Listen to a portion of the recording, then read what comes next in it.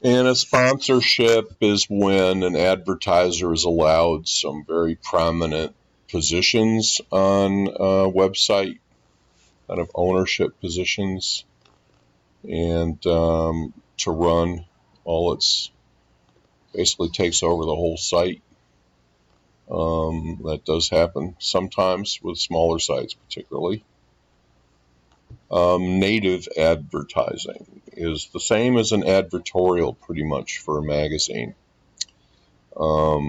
This is one for Acer, and it's on Gawker, and so they are creating content that looks like Gawker content, but it's all for Acer. And so I like to refer to native advertising and advertorial as a wolf in sheep's clothing. So it looks like a nice little friendly sheep, but it's really trying to sell you something. Video, the big growth area online for mobile, etc.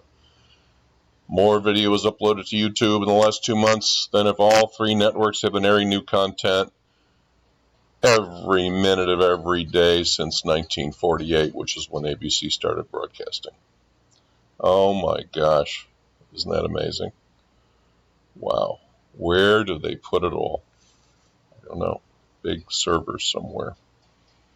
YouTube. And guess what? I use YouTube for my videos in this class because when I record them on screencast-o-matic.com, I upload them to YouTube, and from YouTube I'm able to embed the videos into Blackboard.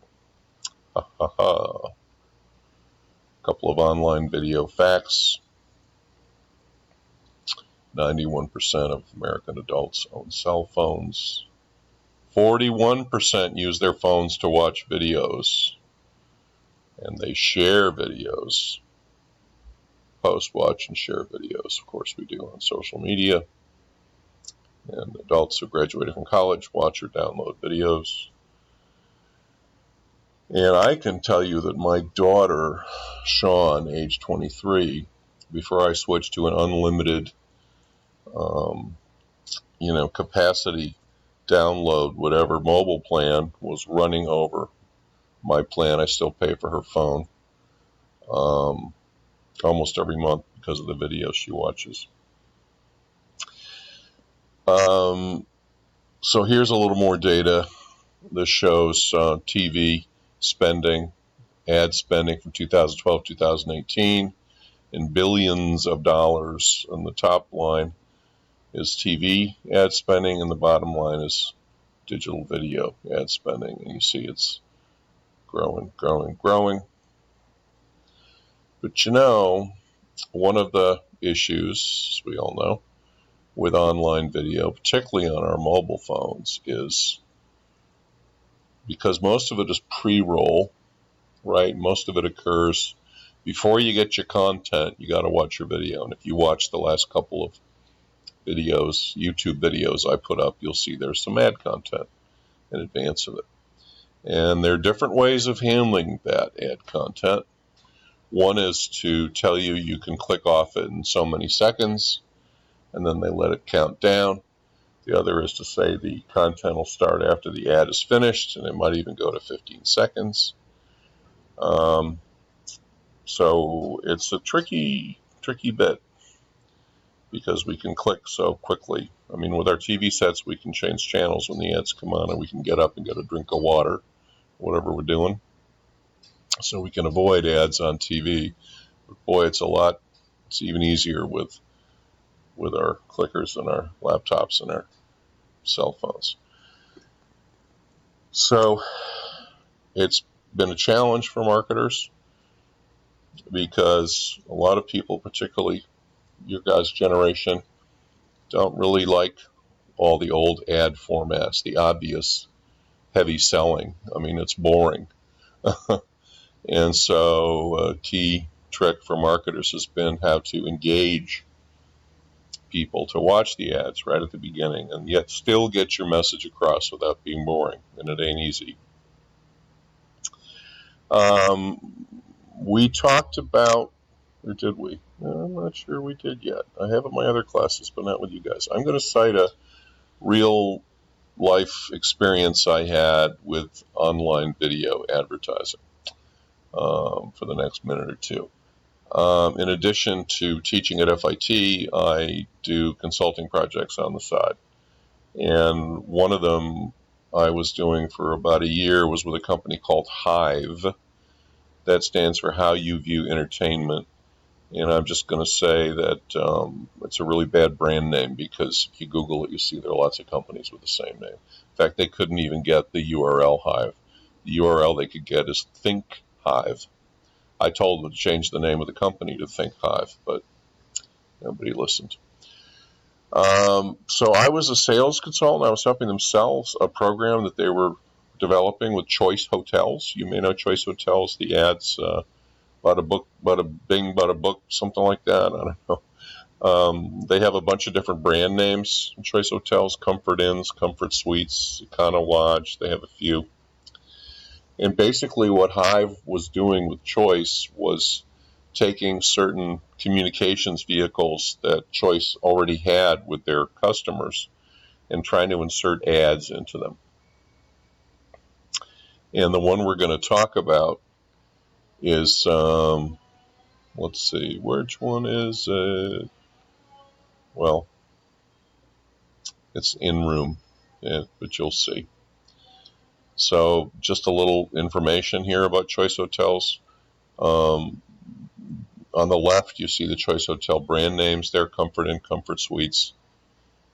Econo Lodge. There it is, and some others, a whole bunch of brand names. Then on the right, you'll see the Choice in terms of numbers of hotels and rooms is like the fifth, I think, biggest hotel chain in the U.S.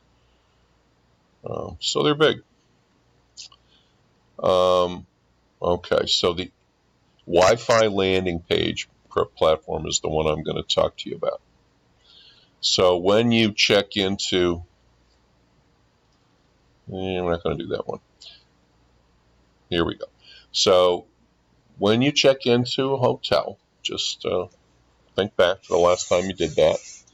And you're on your phone. Maybe you brought your laptop, but you for sure brought your phone. You might want to have better reception and not just rely on your own network and log into the hotel Wi-Fi.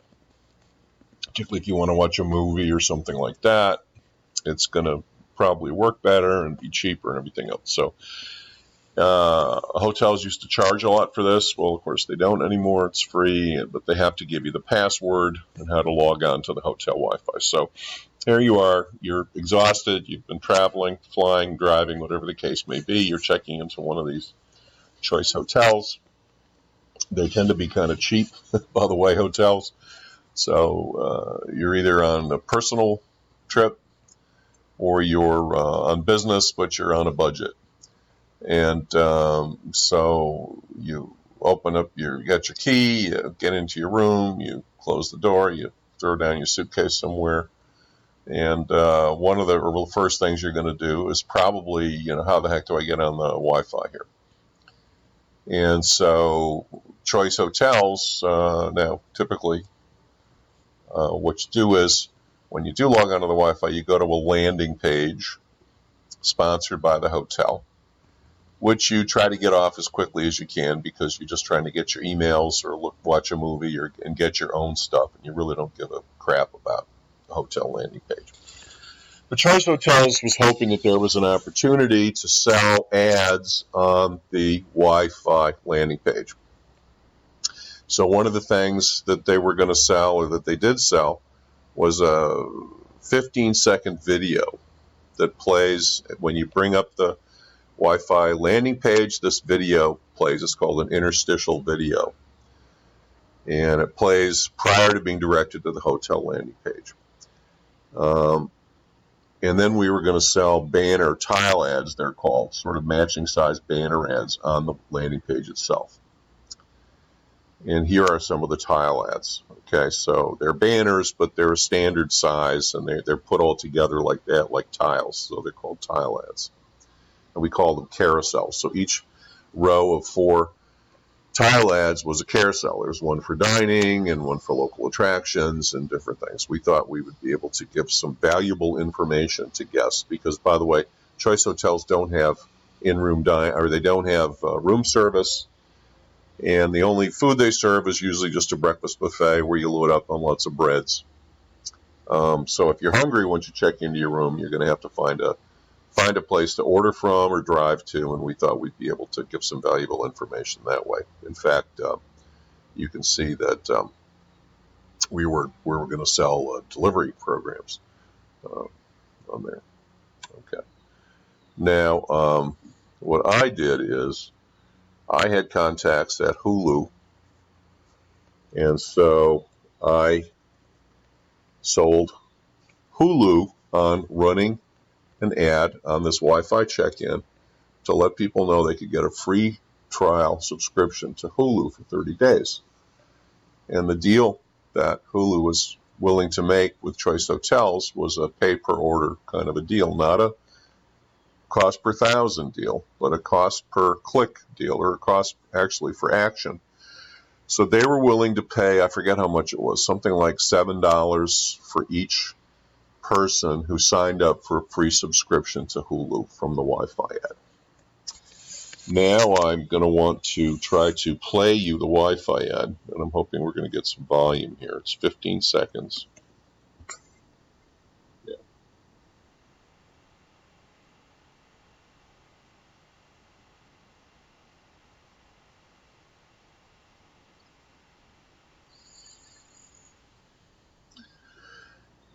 Now, let's look at it again. Below the, here we go.